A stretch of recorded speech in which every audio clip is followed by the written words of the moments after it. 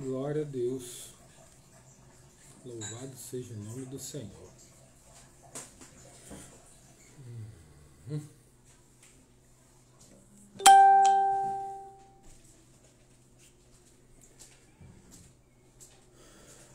Glória a Deus. Oi, Zete. Boa noite. Como é que tá, minha amiga? Saudade. Daqui a pouco a gente volta, Zete. Daqui a pouco tá chegando. Daqui a pouco a gente está de volta.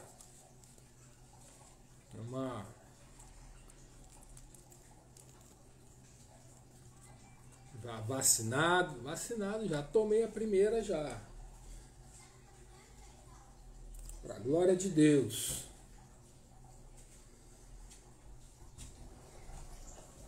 Oi, Taninha. Oi, linda.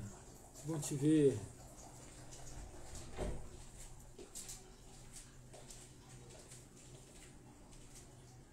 Maria. Poxa. Hoje a gente fala, né? Vamos encerrar esse período aí de estudo do Velho Testamento, vendo Cristo, né? Onde está Jesus no Velho Testamento, né? Onde é que ele aparece, onde é que falam dele, onde é que, né, em que situação ele é mostrado, no ensino, nas figuras messiânicas, né? Fala, Rubens. Então, assim, e a gente viu, né, o Antigo Testamento recheado de citações ou de situações e de figuras que já, né, de pessoas que prefiguravam Cristo, né, que já tinham ali a figura redentora, messiânica, né, a gente viu isso em vários livros. E hoje a gente vai olhar para os profetas. O que os profetas da Bíblia falavam do Cristo? A gente não vai olhar, são muitos profetas, né? A gente vai pegar um representante desses profetas, se é que a gente pode dizer assim. A gente vai... boa noite. Oi, Rose. Boa noite. Oi, pastorinha. Oh, pois é, Zete, a gente também, cheio de saudade, cara. Cheio de saudade. Cheio de saudade de abraçar, de conversar, de estar próximos, né? Estudar junto a palavra. Poxa, isso é tudo de bom, né? É uma saudade enorme, enorme, enorme, enorme. Às vezes dá uma tristeza assim, né? De a gente não poder estar junto. Mas glória a Deus, daqui a pouquinho, né, a gente já vai estar junto novamente. Mas o que eu estava falando, né? Então vamos olhar para um dos profetas e ver o que era falado sobre Jesus nos profetas. E a gente vai pegar talvez todos os profetas têm palavras sobre o Messias, a vinda do Messias, todos. Né? Impressionante. Mas tem um que é assim, é o campeão deles, né? Com certeza ele, assim, no Novo Testamento ele é citado não conforme a palavra. Eu estou falando do profeta Isaías, conhecido também como profeta messiânico, né? E ele fala assim, ele profetiza muitas coisas. Ele é algo muito tremendo o ministério dele. Muito tremendo. Muito, muito. E a gente vai olhar, vamos enxergar Cristo nas palavras, né, de Isaías, do profeta Isaías. Eu queria que você pudesse abrir a sua Bíblia aí, né, no livro de Isaías. A gente vai passear por ele, por todo o livro, né? Vamos ver vários lugares. A gente tem muito texto, porque ele fala muito. Ele fala muito, ele fala de João Batista, ele fala de Maria, da Virgem que viria, que ia dar a luz, ele fala de tudo, cara. Então é muito texto, talvez não dê, obviamente, para a gente ver tudo, mas olha, com certeza, né, é um livro dos profetas que você tem que conhecer assim, de cabo a rabo. E ele é intenso também. Né? Eu falei que o livro de Samuel, 2 livros, né, 1 e 2, era de tirar o fôlego, porque não parava, né? O livro de Samuel era aquela coisa, capítulo após capítulo, ia uma história atrás de história, muitas coisas acontecendo. Ele conta várias histórias, é final de Juízes, é o reinado de Saul, o reinado de Davi, é muita coisa. E o de Isaías é vamos orar para a gente começar, né? A gente não vou adiantar as coisas, né? Mas, Senhor nosso Deus, vamos orar? Senhor nosso Deus, nosso Pai, oh Deus poderoso, a gente quer colocar nas Tuas mãos esse momento em que a gente vem aqui, Senhor. Quem somos nós, né, Pai, para poder falar a Teu respeito, do Teu Filho, Pai. E a gente vem aqui na humildade do nosso coração para compartilhar com os irmãos aquilo que a gente enxerga do que o Senhor está falando ali no livro do teu profeta Isaías, Pai. E a gente consagra esse momento ao Senhor. A gente consagra a Ti, Senhor. E que seja abundante o Teu Espírito Santo tocando a cada um que ouve essa live, Senhor. Tanto os que estão ao vivo, quanto aqueles que ainda vão ouvir as gravações, e que da mesma intensidade o Teu Espírito toque eles. Nós Te agradecemos, porque sabemos que o Senhor é fiel, Paizinho, em nome de Jesus. Amém. Enfim, eu queria começar, eu vou ler um texto aqui do profeta Isaías, que não é do capítulo 1, verso 1, mas eu queria que você vai entender. É do capítulo 6, verso 1. Né? E assim, eu quero começar com essa palavra, né? Que fala do chamado dele, de Isaías. Né?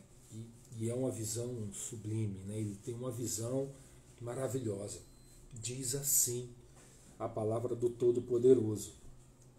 Né? Isaías 6, 1. No ano em que morreu o rei Uzias, eu vi o Senhor assentado sobre um alto e sublime trono. Que é isso?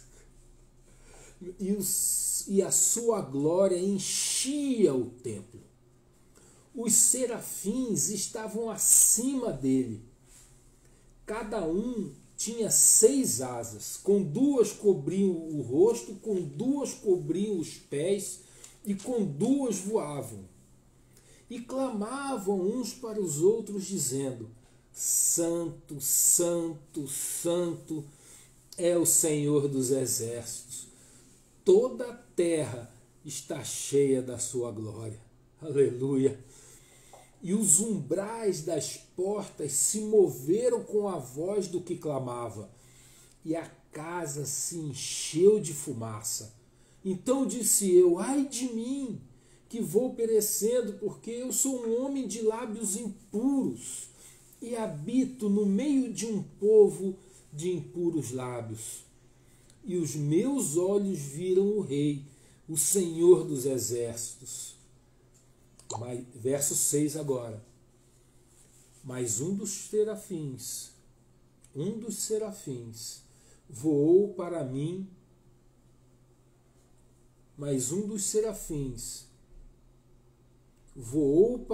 dizendo, trazendo na mão uma brasa viva, que tirara do altar com uma tenaz.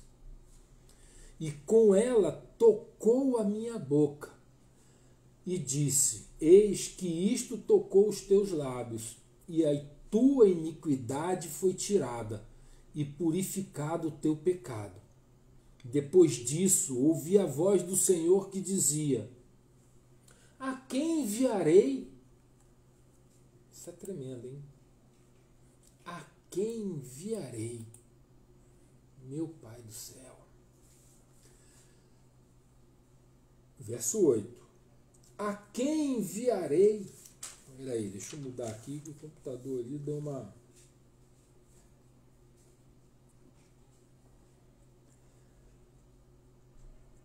Quem irá por nós?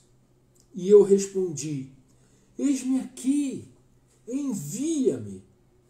Ele disse: vá e diga a esse povo: estejam sempre ouvindo, mas nunca entendam. Estejam sempre vendo e jamais percebam.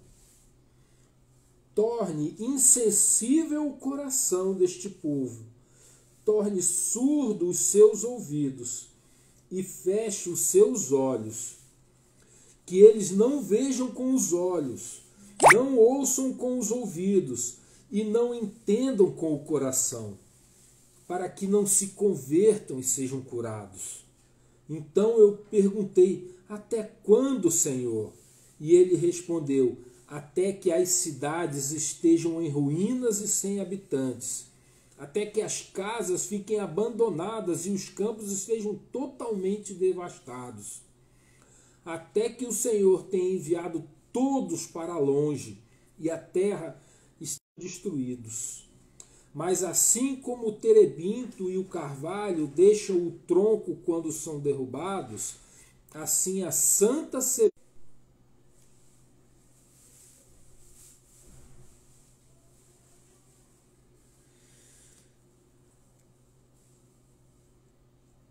Deu uma travada, né? Deu uma travada, né? Mas voltou aqui. Enfim, vamos ver como é que continua. Vê se melhorou, vê se voltou aí. Por favor. Voltou? Aqui pra mim. Aqui pra mim tá legal. Voltou. Deu uma travada, mas... Senhor, em nome de Jesus, a gente repreende agora toda ação do inimigo contrária à tua palavra, Pai. A gente repreende na ação dessa rede, na ação da internet, seja Wi-Fi, seja 4G, aonde for, nós repreendemos em nome de Jesus.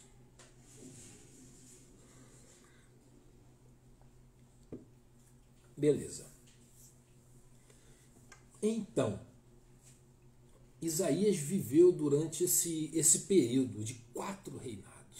Então ele começou muito jovem e foi até o final, né, do reinado de Ezequias, e já bem velhinho, né? Muitos e muitos anos. E por isso ele presenciou assim fatos históricos tremendos, né? Ele viu com os olhos dele, assim, não estava presencial, por exemplo, lá quando Samaria caiu, né? Quando foi invadida pela Assíria e levaram, né? Levaram cativos. Depois os assírios voltaram, destruíram tudo e o que tinha sobrado eles levaram como escravos. E as 10 tribos foram levadas cativas para o cativeiro da Assíria. Né? Não era o cativeiro babilônico, era o cativeiro da Assíria. E não ficou nada. E os assírios tinham um hábito de eles pegavam o povo e levavam para outro lugar, e aquele lugar que eles conquistaram, eles traziam outros povos de outros lugares e colocavam naquela terra. Então quem foi habitar em Samaria era povos cativos dos assírios que foram remanejados para lá.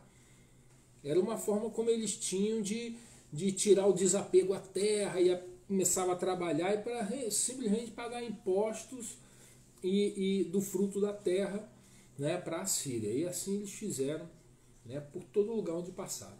Os assírios eram terríveis, cruéis, cara. Assim, não se tem muita informação sobre o reinado deles, o Império Assírio, que dominou durante muitos anos, séculos e séculos, mas dos poucos relatos que tem era de crueldade, né? Enfim. E o nosso Isaías viu tudo isso, né? Soube, né? Não estava em Samaria, mas soube de todo o burburinho do que estava acontecendo. Da mesma forma, isso ele viu, que foi o cerco de Jerusalém por Senaqueribe. Ele estava lá, né? Quando Senaqueribe cercou, né, a Jerusalém. Então, assim, e todo esse tempo, né, a palavra dele, a gente vê aqui Isaías, é uma palavra de julgamento por causa do pecado do povo, né, da idolatria, do pecado. Né, ele atravessou vários reis que eram, né, que não combateram, né, essa idolatria, né, muito, a não ser Ezequias, né? Ezequias foi a única exceção. Mas, assim, então foi muito complicado todo esse reinado que ele atravessou, e a palavra dele era de juízo, julgamento, mas promessa. O tempo todo. Né? E a gente viu ali que o ministério dele foi dado por Deus. Ele vivendo no meio de um povo, né, impuro, como ele mesmo diz, e ele também, junto desse povo, ele não se colocou, não, eu sou o santarrão e eles são, não, eu sou como eles. Eu estou envolvido nisso aqui. Eu estou aqui, sou um profeta, eu estou aqui nesse exercício junto deles, eu sou como eles, eu sou israelita dessa geração. Mas o Senhor vem a ele e toca, o anjo vem e toca com a brasa viva e purifica a Isaías. E dá o que ele vai falar para o povo. E ele fala do juízo, do julgamento duro, né? Para que eles tomassem uma atitude de voltar ao Senhor, se humilhar, mas nada, não é o que tinha. Mas por outro lado, Deus sempre falava do juízo, mas falava da esperança. O profeta profetizava o juízo e profetizava a esperança. Profetizava o que ia acontecer, que iam ser levados para cativeiro, mas profetizavam que o retorno seria maravilhoso. Profetizava sobre o Messias, profetizava sobre o sinal da Virgem. E ele profetizava da voz que clama no deserto. Pois é, irmão. Então, assim, é um homem que, durante a história dele, dentro desse contexto, vamos começar lendo Isaías 1:1, né? O início do livro dele, e a gente vai entender, né, que cenário é esse que o povo está vivendo. Né? Eu vou começar aqui, Isaías 1:10. Ouvi a palavra do Senhor, vós príncipes de Sodoma. Prestai ouvidos à lei de Deus, vós, ó povo de Gomorra. Olha como Deus, cara, trata eles. Por que disso? Por causa do pecado, por causa de outros deuses, por causa da prostituição, da idolatria. De que me serve a mim a multidão dos vossos sacrifícios, diz o Senhor? Já estou farto dos holocaustos de carneiro e da gordura de animais nédios. E não folgo com o sangue de bezerros, nem de cordeiros, nem de bodes. Quando vindes para comparecerdes perante a mim, quem requereu isso de vossas mãos, que viesses pisar nos meus átrios? Não tragais mais ofertas debalde ou à toa, né? O incenso é para mim abominação, e também as festas de lua novas e os sábados, a convocação das congregações. Não posso suportar iniquidade, nem mesmo ajuntamento solene. As vossas festas de lua nova e as vossas solenidades as aborrece a minha alma, já me são pesadas, já estou cansado de as sofrer. Pelo que quando estendeis as mãos, escondo de vós os olhos, sim. Quando multiplicais as vossas orações, não as ouço, porque as vossas mãos estão cheias de sangue. Lavai-vos, purificai-vos, tirai a maldade de vossos atos de diante dos meus olhos e cessai de fazer o mal. Verso 17. Aprendei a fazer o bem, praticai o que é reto, ajudai o oprimido, fazei justiça ao órfão, tratai a causa das viúvas. Vinde então e arguí-me, diz o Senhor. Ainda que os vossos pecados sejam como a escarlata, eles se tornarão brancos como a neve. Ele é duro, mas no final ele fala, mas entretanto, ainda que sejam vermelhos como o carmesim, se tornarão como a branca lã. Se quiserdes e ouvirdes, comereis o melhor dessa terra. Que isso, meu amado. O ritual era perfeito. Não faltava nada. O Senhor está dizendo aqui, não falta nada para o seu ritual. Os carneiros, os bezerros, o incenso, as festas, a congregação, a convocação, é tudo certinho como está no livro. Só tem um problema, que é o que importa, é o teu coração. Mesmo que faltasse carneiro, mesmo que faltasse bode, mas se o teu coração fosse outro. Mas o que Deus está requerendo desse povo? Trata com aquele que tem necessidade. O órfão e a viúva, o órfão não tinha, é quem não tem mais quem sustente. Não tem sustento, está abandonado. A viúva abandonada. Aqueles que passam necessidade. O que ele está falando? Gente, ama o teu próximo, cara, como a ti mesmo. Não é?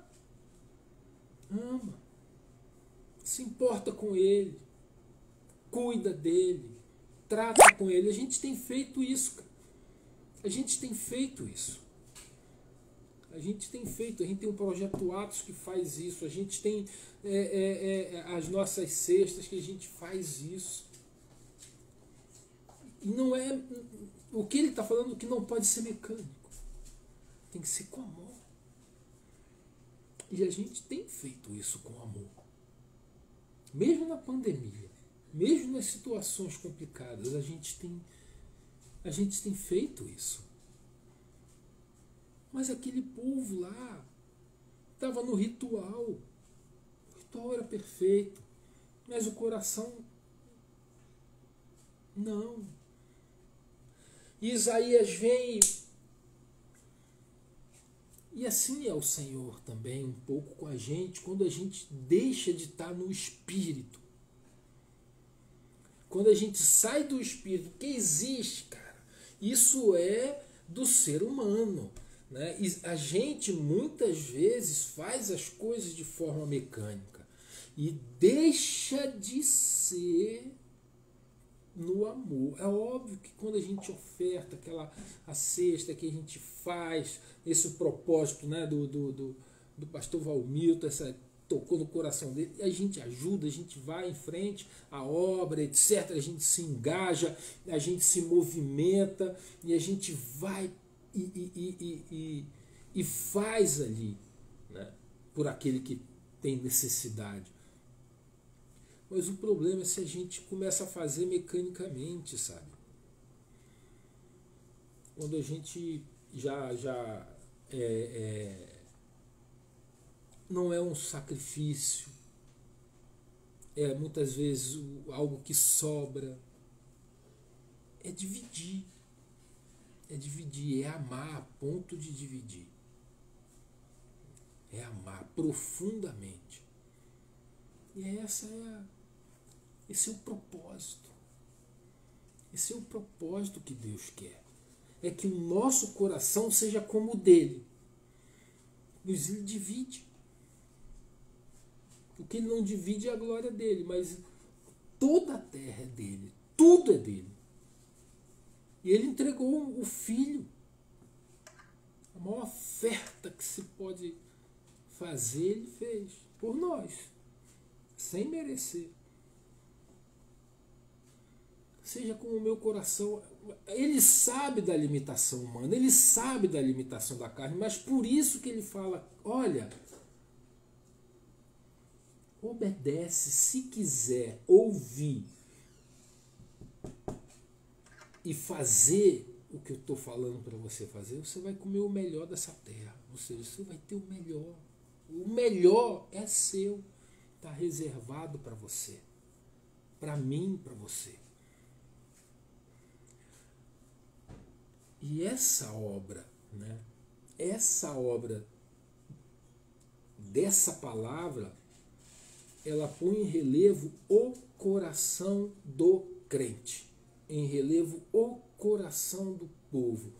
Qual é o propósito em cada uma das coisas que fazemos? Qual é o propósito? Qual é o motivo? O que é que está te movendo? Percebe que é uma coisa pessoal. É totalmente só você sabe e o Criador, mais ninguém. Só você e o Criador. Ninguém pode avaliar o que está nos movendo. O que move o André, o que move a Valéria, né? O que é que a gente está fazendo e o porquê que a gente está fazendo assim. Só o Criador sabe. Só o Criador sabe. E é isso que ele está falando. Olha, gente, vem para cá. Se você obedecer, o teu pecado que é vermelho agora vai ficar branco, porque eu vou perdoar. Eu perdoo o teu pecado, mas você tem que obedecer. Seguir minha palavra. É lindo isso, né? É juízo e esperança. Juízo e promessa. Quer promessa? Está aqui. Tem mais promessa. O livro de Isaías é lotado de promessa, mas é lotado também de julgamento, de justiça de Deus. Cheio. Mas com promessa. De transformação, de mudança, de arrependimento, de perdão. Assim, logo no capítulo seguinte, que é o capítulo 2, né, ele dá a mesma coisa, porque o julgamento continua, mas ele lá no verso 2 do capítulo 2, ele diz, olha, acontecerá nos últimos dias que se firmará o monte da casa do Senhor no cume dos montes, e exalçará por cima dos outeiros, e concorrerão a ele todas as nações. Que o templo do Senhor estará acima de tudo, e que todos os povos e línguas irão se render a ele. Ele está falando do Messias, está falando do Filho. Pois apesar da rebeldia do povo, apesar da rebeldia do ser humano, ele quer que todos se salvem. Por isso da palavra pregada. Por isso que a gente tem que falar. para que ninguém, absolutamente ninguém, possa dizer que não ouviu,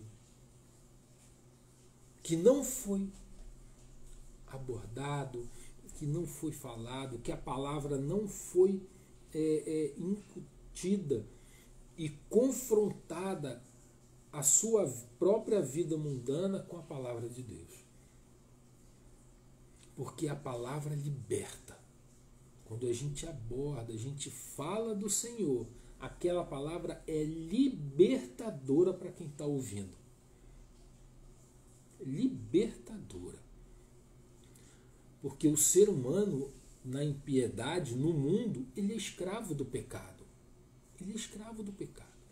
Ele precisa ser liberto. Ele precisa ser liberto. E o que liberta é a palavra ministrada. Quebra cadeias. É poderosa para quebrar cadeias. Assim, né, o Senhor fala através da boca de Isaías que ele vai enviar alguém. Que ele envia um sinal. Olha a situação. Isso é contado no capítulo 7. Samaria ainda não tinha sido invadida pela Síria. Samaria se junta com a Síria. A Síria é uma coisa, Síria é outra, ok?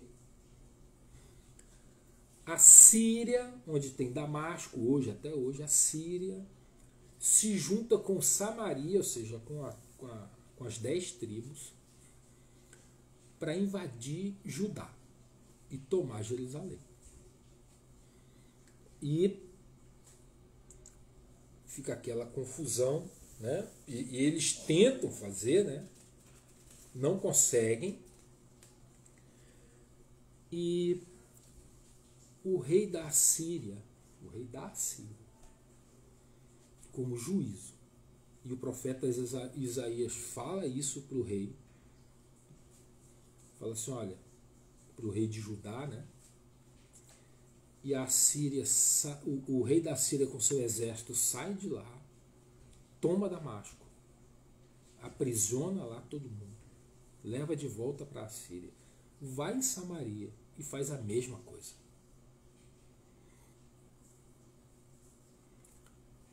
E a ameaça que estava sobre Judá e Jerusalém acaba. Acaba. Assim, profetizado pelo profeta. Então, olha só,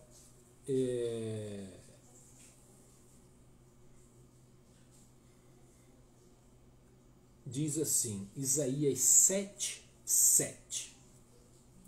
Assim diz o Senhor Deus, isto não subsistirá, nem tampouco acontecerá. Ou seja, de que Jerusalém iria cair. Né? Porque os dois se juntaram e mais cedo ou mais tarde Jerusalém ia cair. Isso não acontecerá, mas a cabeça da Síria será Damasco. E o cabeça de Damasco, Rezim, o rei da Síria. E dentro de 65 anos, Efraim será quebrantado e deixará de ser povo. Entretanto, a cabeça de Efraim será Samaria. E a cabeça de Samaria, o filho de Remalias. Se o não crerdes, certamente não ficareis firmes.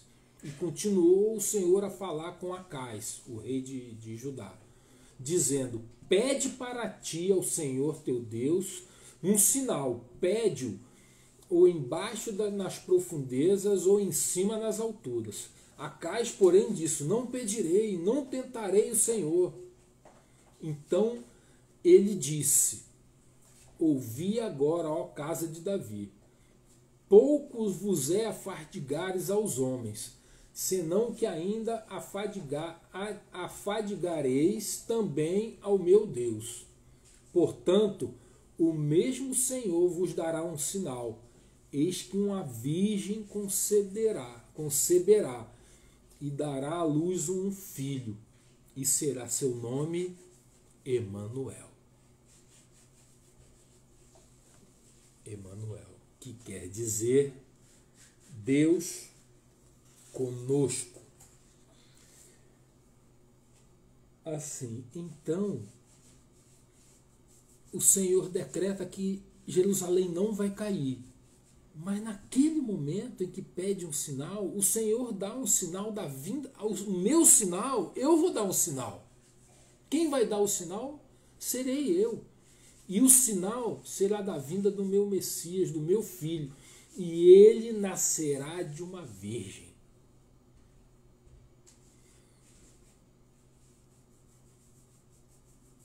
Tremendo isso. Muito forte essas coisas de... Muito forte.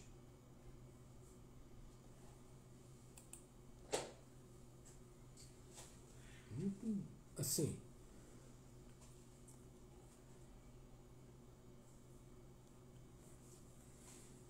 Está falando do filho dele nascer de forma milagrosa, de forma tremenda. Falar que uma virgem dará um filho. O que é isso? Então, assim, como pode isso? E está dizendo, olha, aquele que vai nascer não vai nascer de homem. Não vai nascer do ser humano. Vai ser milagroso. Quem vai dar a luz vai ser uma virgem que eu vou escolher.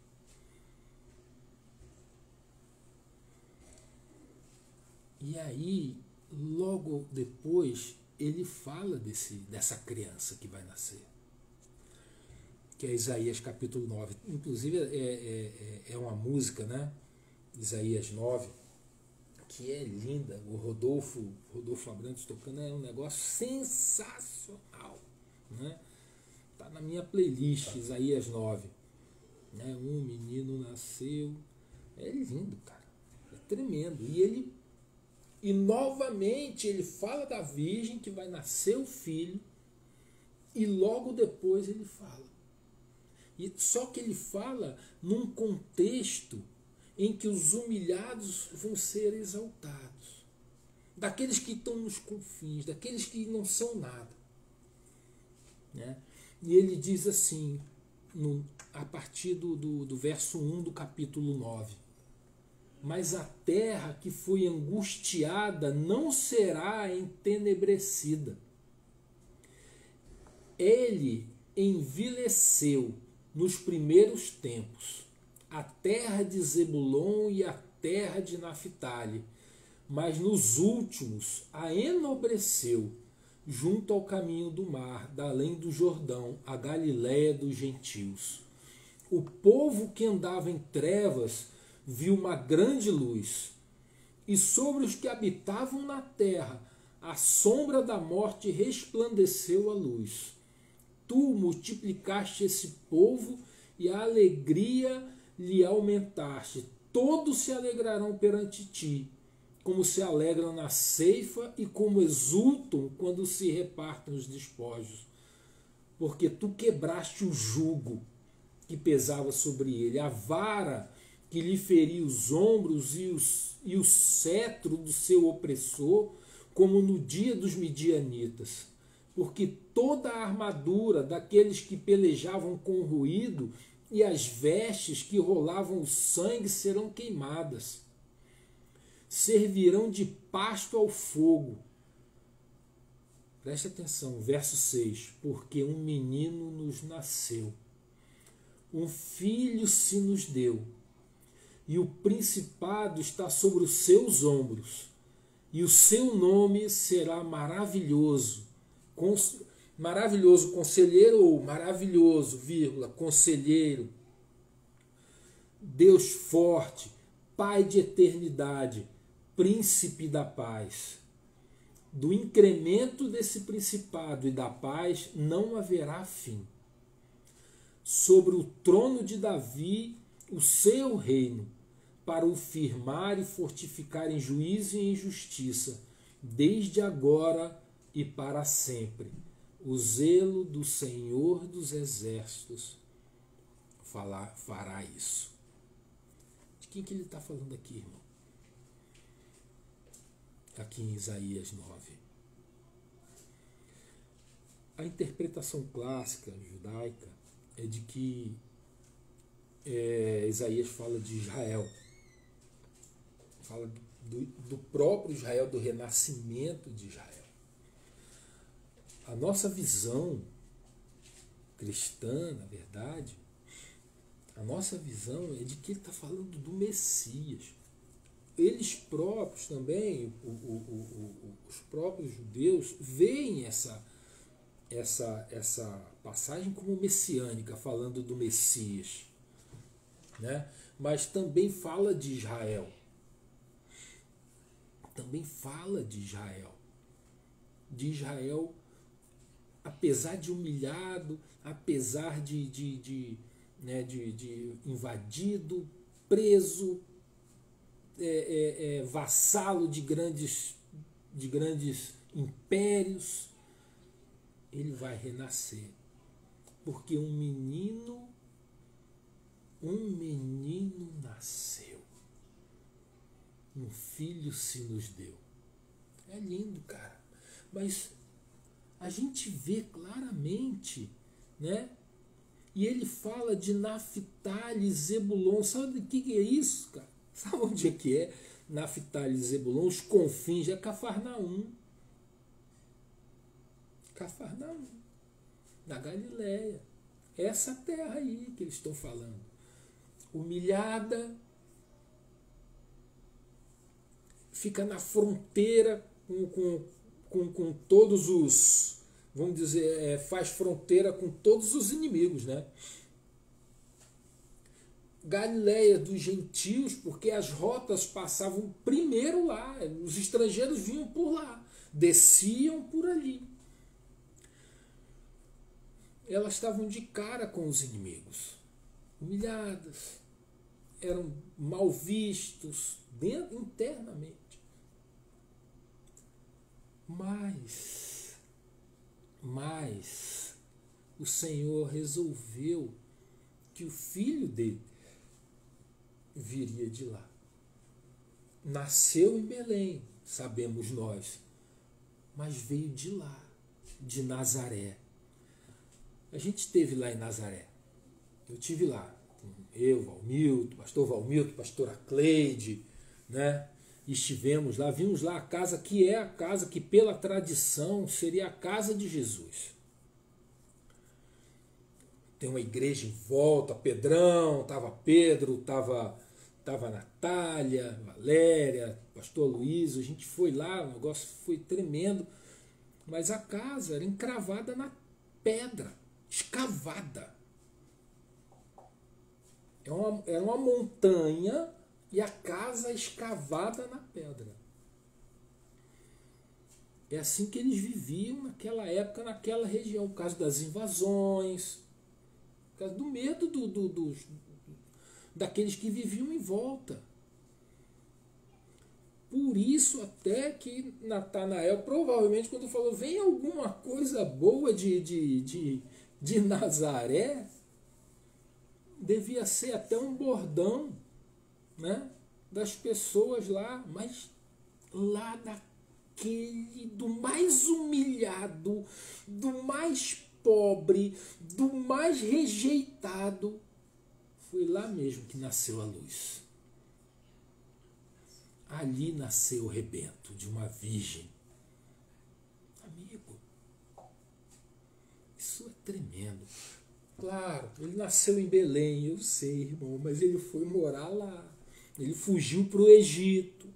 E do Egito ele foi para lá, foi criado lá. E o ministério dele se inicia lá, na Galileia dos gentios. E aqui, nesse texto, Isaías, 730 anos antes. O Brasil não tem 700 anos. Não tem. E 730 anos antes, ele já estava dizendo como ia ser.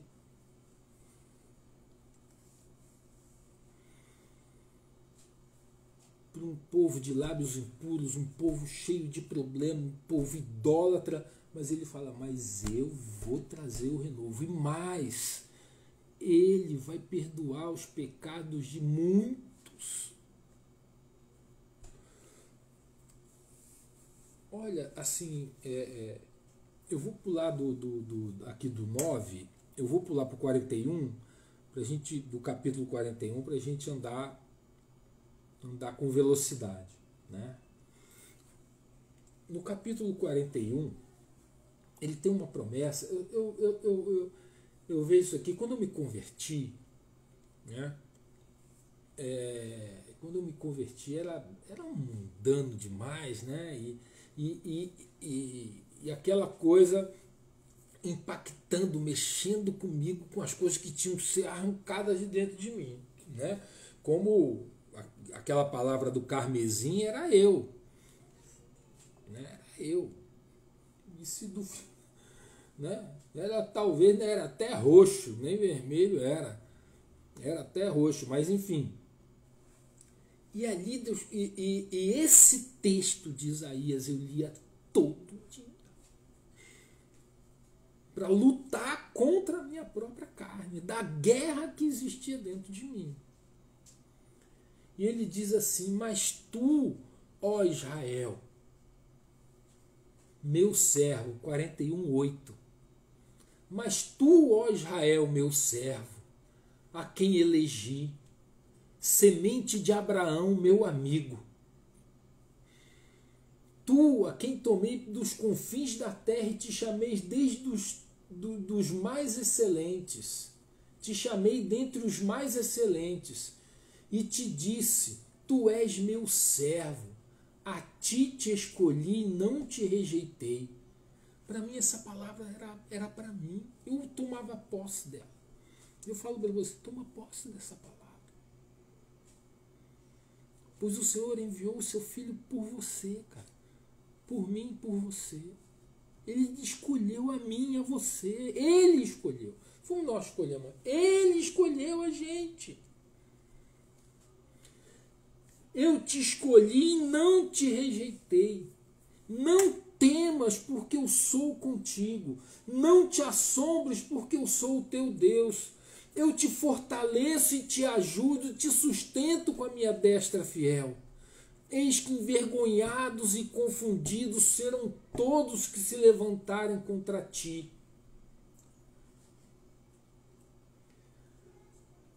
Tornar-se-ão nada, e os que contenderem contigo perecerão. Buscá-los-ás, porém não os acharás. E os que pelejarem contigo perecerão, tornar-se-ão nada, e como coisa que não é nada, os que guerrearem contigo. Porque eu, o Senhor, teu Deus, te tomo pela tua mão direita e te digo, não temas, porque eu te ajudo. Não temas, porque eu te ajudo. Eu sou contigo. Não temas. Verso 14. Ó bichinho de Jacó, povozinho de Israel, eu te ajudo. Diz o Senhor, e o teu Redentor é o Santo de Israel. O teu Redentor, quem te redime, é o Santo de Israel. Eis que te preparei, eis que fiz, né, de ti um trilho cortante e novo, armado de lâminas duplas. Os montes trilharás e moerás, e os outeiros se transformarão em palha. É uma promessa brutal, linda, de que não abandona, não deixa que a gente, mesmo que a gente erre, e a gente voltar atrás, se arrepender, como a gente viu na semana passada sobre Davi, a gente se arrepender, perdoar, pedir perdão, falar não, Senhor. Ele torna como lã branca a nossa lã vermelha, as nossas mãos sanguinolentas, sabe? Porque Ele nos ama. E ele quer que a gente coma o melhor dessa terra, sabe? E assim, quando a gente falou, opa, deu uma pausada aí, mas aqui já voltou. Quando a gente falou de Esdras, né, a gente falou do rei Ciro, né, e falamos aqui também de Isaías, em que 200 anos antes que nascesse Ciro, ou seja, nem o pai de Ciro, nem o avô dele tinha nascido, Isaías já estava profetizando sobre ele, dando o nome dele, só não deu o CPF, né, mas deu o nome, ó, Ciro vai libertar Israel. Imagina Ciro lendo essa profecia. Imagina Daniel falando, ó, tá aqui no oráculo de Deus, já sabia que você ia chegar, ó. A gente não sabe se Ciro leu antes ou se Ciro leu depois do decreto, né? Mas com certeza isso chegou a ele. Com certeza, né? Chegou a ele. Porque é tremendo demais, cara. Isso é fora de tudo. 200 anos antes lhe dá o nome de alguém que vai possibilitar o retorno do povo que seria escravizado, que ainda não tinha sido levado. É Deus, cara, no ministério de um homem desse. Você vê como Deus sabe de antemão todas as coisas. Sabe tudo. Ora, por isso que ele diz, olha, se me obedecer, se andar no meio, comerei o melhor dessa terra. O melhor, né? Assim, profecias do Messias estão cheias, né? Agora, a principal de todas está em Isaías 53. É a principal. Né? Lê comigo. Eu vou ler para você. Desculpe, é tanto texto, né? Mas é porque é muita coisa, cara, do que ele fala. Presta atenção. Quem deu crédito à nossa pregação? Isso é Isaías 53, 1. E a quem manifestou o braço do Senhor? Porque foi subindo como um renovo perante ele, e como raiz de uma terra seca, não tinha aparecer nem formosura. E olhando nós para ele, nenhuma beleza víamos, para que o desejássemos. Era desprezado e o mais indignos entre os homens, homem de dores, experimentado nos trabalhos, e como um de quem os homens escondiam o rosto, era desprezado. E não fizemos caso dele, algum. Verdadeiramente ele tomou sobre si as nossas enfermidades. E as nossas dores levou sobre si. E nós o reputamos por aflito, ferido de Deus e oprimido. Mas ele foi ferido pelas nossas transgressões e o moído pelas nossas iniquidades. O castigo que nos traz a paz estava sobre ele, e pelas suas pisaduras fomos sarados. Todos nós andávamos desgarrados como ovelha, cada um se desviava pelo seu caminho, mas o Senhor fez cair sobre ele a nossa iniquidade, a iniquidade de todos nós. Ele foi oprimido, mas não abriu a boca. Como um cordeiro foi levado ao matadouro, e como uma ovelha muda perante os seus tosqueadores, ele não abriu a boca. Lembra dele diante de Pilatos? Da opressão e do juízo foi tirado. E quem contará o tempo da sua vida, porquanto foi cortado da terra dos viventes? E pela transgressão do meu povo ele foi atingido. E puseram a sua sepultura com os ímpios e com o rico. Foi crucificado com os ladrões e posto na tumba de José de Arimateia. E puseram a sua sepultura com os ímpios e com o rico na sua morte.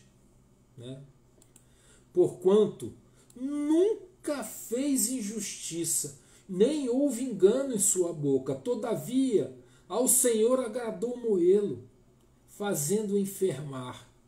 Quando a sua alma se puser por expiação do pecado, verá a sua posteridade.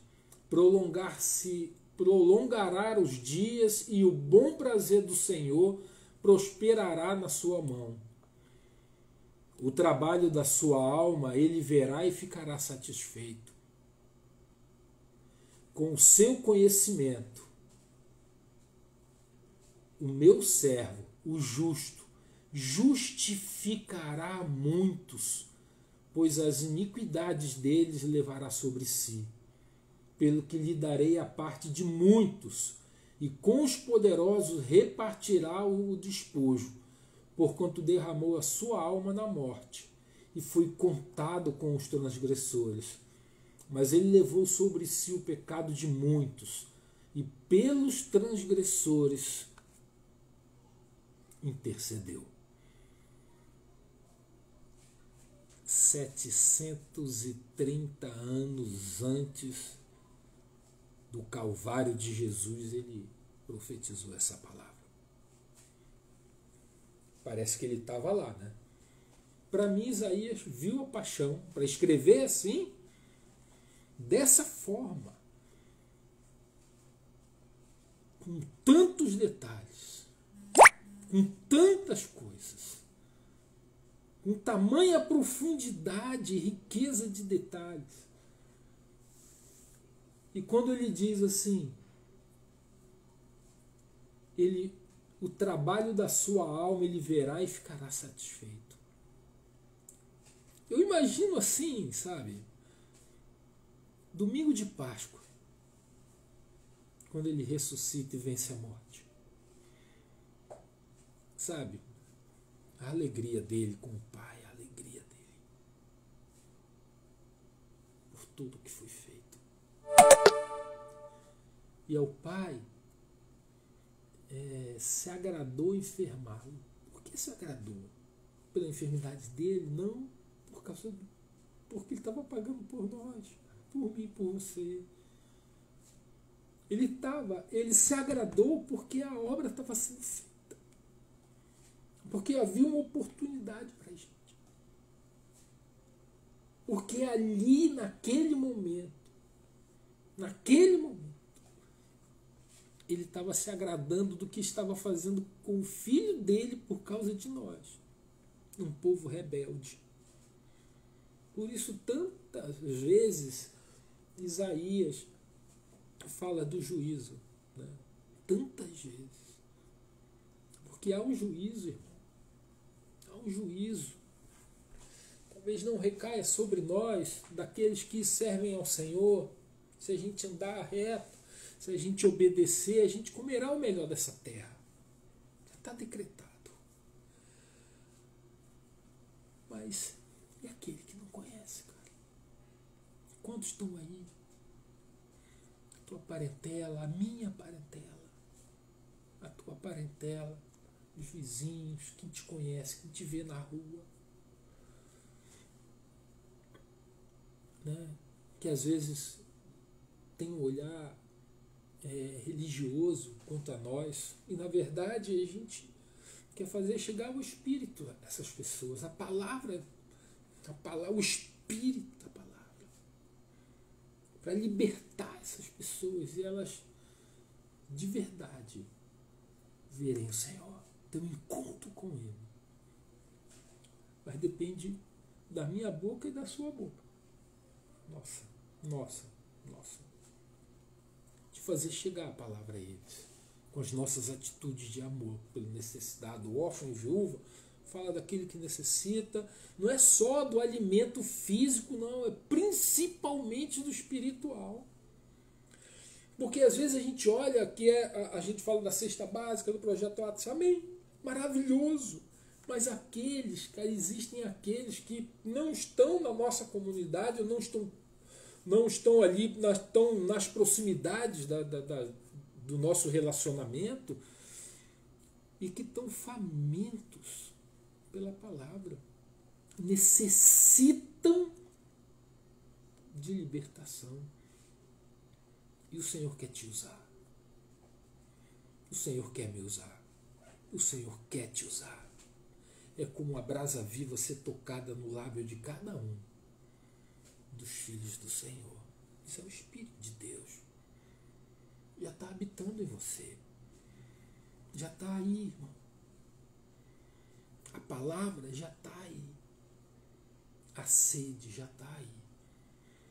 A libertação vem da nossa obediência, da capacidade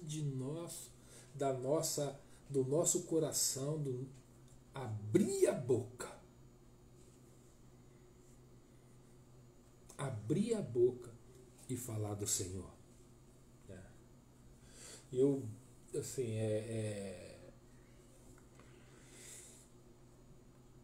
eu vou, assim, já pelo adiantar da hora, eu vou ser rápido para finalizar. Né? E finalizo com Isaías 61, vou finalizar com Isaías 61, que é a palavra que o próprio Jesus, na sinagoga de Nazaré, estava ali, pegou o pergaminho de quem? Que pergaminho que ele pegou? Isaías. Pegou o pergaminho de Isaías e leu esse trecho que a gente vai ler junto aqui. E o Senhor, Jesus, lê o seguinte: o Espírito do Senhor Jeová está sobre mim, porque o Senhor me ungiu para pregar boas novas aos mansos. Enviou-me a restaurar os contritos de coração e proclamar liberdade aos cativos e a abertura de prisão aos presos, e a pregoar o ano aceitável do Senhor e o dia da vingança do nosso Deus, a consolar todos os tristes, né, os que choram, e a ordenar acerca dos tristes de Sião que se lhe dê ornamento por cinza, óleo de alegria por tristeza, vestes de louvor por espírito angustiado, a fim de que se chamem carvalhos de justiça, plantados pelo Senhor, para que ele seja glorificado. E edificarão os lugares antigamente assolados, e restaurarão os de antes destruídos, e renovarão as cidades assoladas, destruídas de geração em geração, e haverá estrangeiros que apacentarão os nossos rebanhos, e estranhos serão os nossos lavradores e os nossos vinhateiros. Mas vós sereis chamados sacerdotes do Senhor, aleluia, e vos chamarão ministros dos nossos Deus, glória a Deus, e comereis das riquezas das nações, e na sua glória vos gloriareis. Oh, que palavra tremenda! Por vossa dupla vergonha e afronta, exultarão pela sua parte, pelo que na sua terra possuirão o dobro e terão perpétua alegria, porque eu, Senhor, amo o juízo e aborreço a iniquidade. Eu lhes darei sua recompensa em verdade, farei um concerto eterno com eles, e a sua posteridade será conhecida entre as nações, e os seus descendentes no meio dos povos. Todos quantos ouvirem, os conhecerão como semente bendita do Senhor. Toma posse aí, irmão. Regozijar-me-ei muito no Senhor. A minha alma se alegra no meu Deus, porque me vestiu de vestes de salvação, me cobriu com um manto de justiça, como um noivo que se adorna com atavios e como noiva que se enfeita com as suas joias. Porque como a terra produz os seus renovos, e como o horto faz brotar o que nele se semeia, assim o Senhor Jeová fará brotar a justiça e o louvor para todas as nações. Aleluia! Tremendo demais, cara. E o Senhor Jesus lê essa palavra na sinagoga, fecha o rolo, devolve o rolo e diz assim: hoje se cumpriu essa palavra. Hoje se cumpriu essa palavra. E eu digo para você, hoje se cumpre essa palavra na tua vida. Pois o Senhor te ungiu, o Senhor te levantou, o Senhor te deu o Espírito dele para habitar em ti, para habitar na tua vida,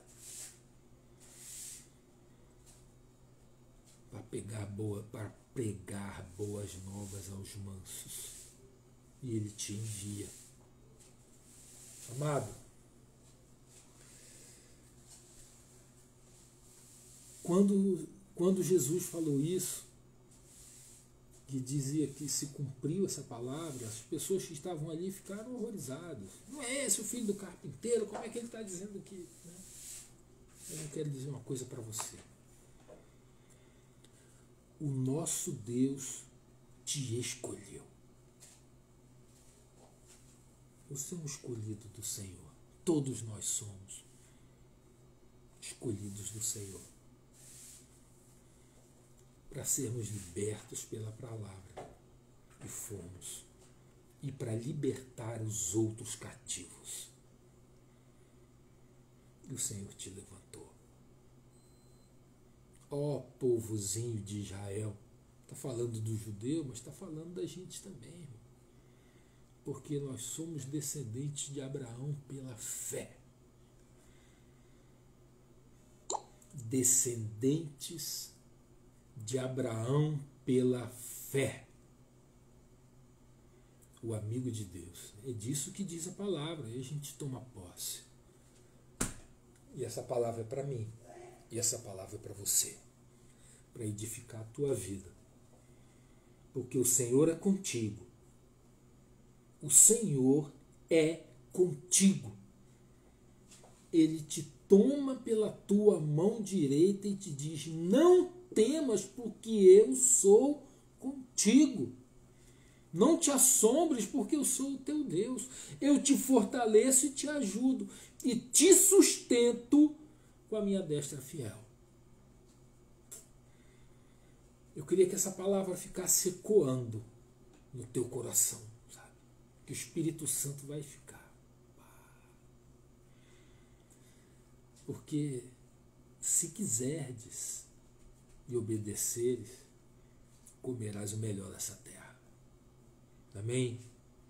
Que o Senhor te abençoe e faça resplandecer a luz do teu rosto sobre ti, tenha misericórdia de ti. E sobre ti levante o seu rosto e te dê a paz. Fique em paz, meu amado, que o Senhor te abençoe poderosamente. Que o Senhor fale contigo durante toda essa semana. Né? E eu queria aqui também orar, eu queria levantar um clamor pelo Diego, né? Nosso irmão, amo aquele careca. Amo, é a coisa do amor de Deus, a gente passa a amar tanta gente, é barbudo, careca, tem um monte de gente, cara. Ô, meu pai. E eu amo aquele menino, cara. Eu amo ele. E eu queria, assim, levantar de que você pudesse aí, junto comigo aqui, a gente levantar um clamor pelo Diego, pela saúde dele, né? Para quem não sabe, ele passou mal, né? Teve que ser hospitalizado, foi para o hospital com uma suspeita de infarto. A gente está orando aqui, já estamos orando por ele, que o Senhor é com ele. Pai amado, em nome do Senhor Jesus, colocamos a vida do Diego nas tuas mãos, Pai. A ti pertence a vida dele. Senhor, sara ele, cura ele. Meu Pai, tira ele de lá o mais breve, no teu tempo. E abençoa poderosamente a saúde dele, Senhor. Cuida dele. Meu Pai, nós colocamos ele em tuas mãos como igreja. Nós o abençoamos com a cura. Liberamos uma palavra de cura para o Diego agora, em nome de Jesus. Amém. Glória a Deus, meu amado. Glória a Deus pela tua vida, né? Eu queria orar por você. Deus poderoso, eu quero orar por esse irmão que está aqui na live agora. Senhor, que a tua palavra poderosa remexa por dentro dele, Senhor. Edifique ali o ministério com o qual o Senhor tem chamado. Senhor, faça o mesmo comigo também, Senhor. Ah, meu Pai, abençoa os caminhos dele.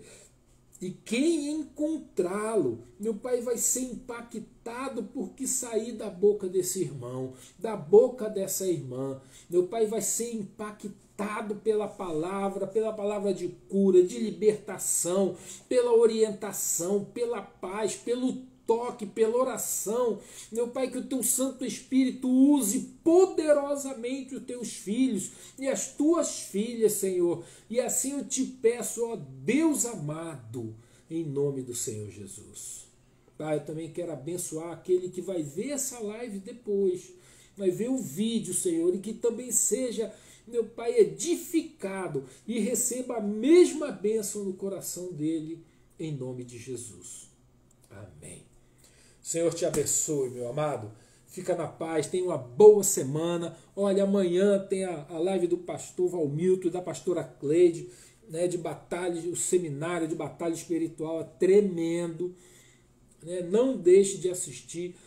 Eles fazem, não é no perfil aqui da igreja, eles fazem no perfil pessoal, no perfil Valmilton de Oliveira, né, no Instagram, e Cleide Nossa no Facebook. No Facebook. Amém? Mas a gente sempre coloca no Face, tem sempre a chamada da live. Se você ficar acompanhando o perfil da igreja, você vai receber. Amém? E está tremendo. Cada dia, cada terça-feira é um estudo maravilhoso. Que o Senhor te abençoe e uma boa semana abençoada, meu amado. Fica na paz.